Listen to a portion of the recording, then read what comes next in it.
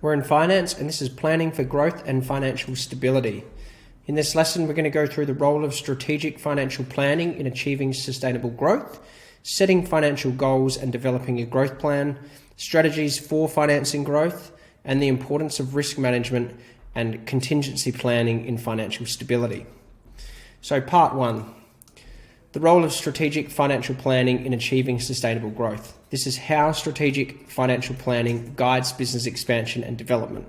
So, strategic financial planning is a critical tool for guiding business expansion and development. It involves assessing current financial health, defining our growth objectives, projecting future revenue and expenses, and then creating a plan to achieve these objectives. Now, this is all summarized in our finance section of our business plan under the strategy section. So, through this process, a business can identify the financial resources it needs to support expansion, such as funds for your new equipment, hiring more staff, other levels of management, or entering new markets. And there's many other things that we can invest our money in as well. It can also determine the financial implications of these activities, such as cash flow, profitability, and financial risk. By aligning financial planning with business' growth strategies, companies can make more informed decisions about when and how to expand. So the importance of balancing growth objectives with financial stability. While growth is a common goal for most businesses, it must be balanced with financial stability. Rapid expansion can strain your resources, it can disrupt your operations, it can even lead to financial distress if it's not managed carefully. Now, hopefully, you've got the profit first principle down pat, and we can understand our rapid expansion, and we can move as fast as we can without having to get to the point of financial distress. Now, strategic financial planning helps maintain this balance by ensuring that growth activities are financially viable. This includes assessing the profitability of new initiatives, monitoring cash flow, managing financial risk, and maintaining sufficient reserves. By doing so, businesses can pursue growth while also ensuring they remain financially healthy and resilient. There is a limit to how fast you can grow, and it can be found in your cash flow summaries. Aligning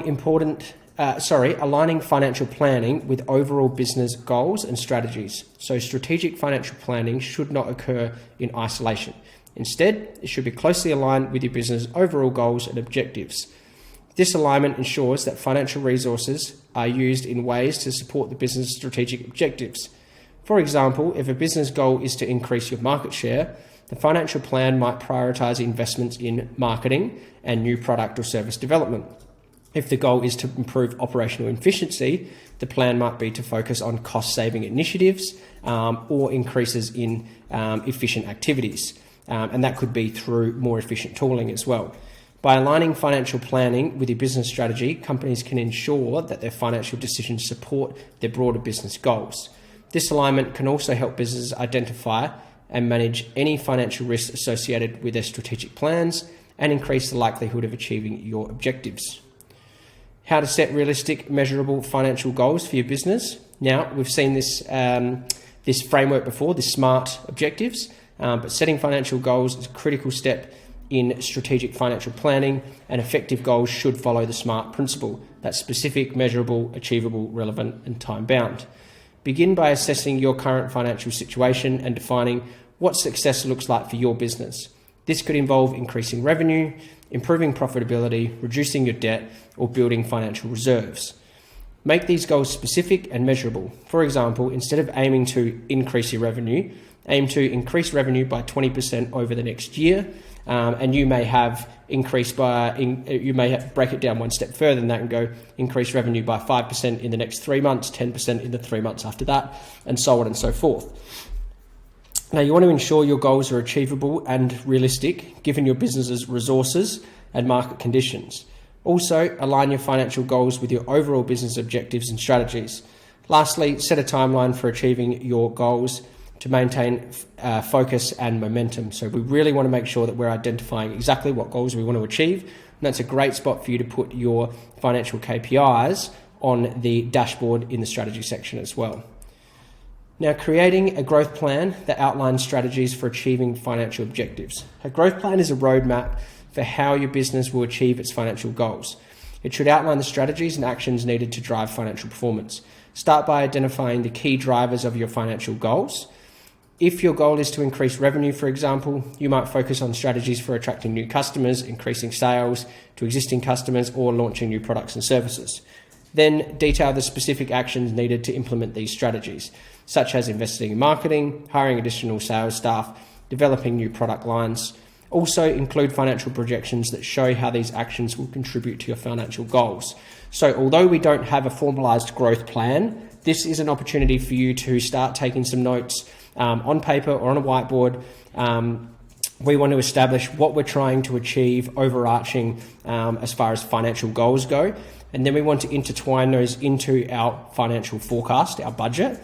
And then we want to understand the elements in marketing, sales, operations, and people in order to then bring those financial goals to life. So it's not always about financial goals. However, they are often the most quantifiable, the most easy to measure. So we then are going to be implementing the other strategies throughout the company in order to achieve our financial goals. Now, monitoring progress toward financial goals and adjusting your plan as needed. So regular monitoring is crucial for ensuring your business is on track to achieve its financial goals.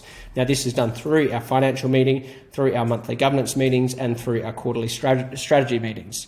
This involves comparing your actual financial performance with your goals and your projections from your financial forecast. We use financial metrics, the financial metrics that we've gone through, like revenue, profit margins, cash flow, to assess our progress. So we want to review these metrics regularly, monthly or quarterly, and compare them with your targets as well. It's always a good idea to reflect and compare on a month-on-month basis versus a quarterly average, because there are times when things in the company can be quite unstable. And by looking at things over a quarterly basis as well, we might be able to see that it was just something that happened in the marketplace and not something that's detrimental to your business. Now, if your business is not on track, you can identify reasons for this. You might need to adjust your strategies or actions, or revise your goals if they are no longer realistic or relevant. By regularly monitoring and adjusting your plan, you can ensure your business stays on the path to financial success. Now, reinvesting profits. These are strategies for financing growth. So reinvesting profits to fuel your business expansion is one of the simplest and most cost-effective strategies for financing growth. This can be used to fund new, expand new markets, invest in equipment, technology, or hire staff. So reinvesting profits has the advantage of not incurring any interest or diluting any ownership. However, it requires sufficient profitability and may limit the funds available for other purposes, such as dividends or financial reserves. It also means that if you don't have ample amounts of cash, then self-funding is essentially not an option. And that leads us into securing loans and other forms of debt financing. So loans, credit lines, and other forms of debt financing can provide significant funds for business growth. These could be secured from banks, credit unions, specialized finance companies like, let's say, Toyota Finance, for example. However, they do involve interest costs and they require regular payments, which can strain your cash flow. Now, weighing the benefits and risks of different financing options, consider factors such as the amount of funding needed, the cost and the terms of financing, the impact on ownership and control, and the suitability of your business model and the industry. Also, consider the risk of over-leveraging your business. While debt can accelerate growth, excessive debt can also strain your cash flow and increase your financial risk. So you don't want to go out and say, look, I've set a target to do $1 million in December. I'm going to buy 15 vans all at once. You'll have one problem trying to actually get that approved. Your second problem will be trying to pay for those if you don't achieve your revenue targets. And that's it. We've gone through the role of strategic financial planning. We've set a few financial goals, and you know the strategies for financing growth as well.